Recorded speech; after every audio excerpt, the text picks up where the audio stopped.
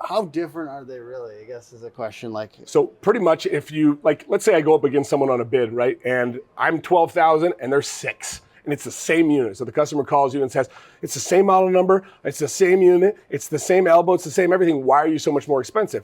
The system price is within $100. Like, it's not that much cheaper. It's a little bit.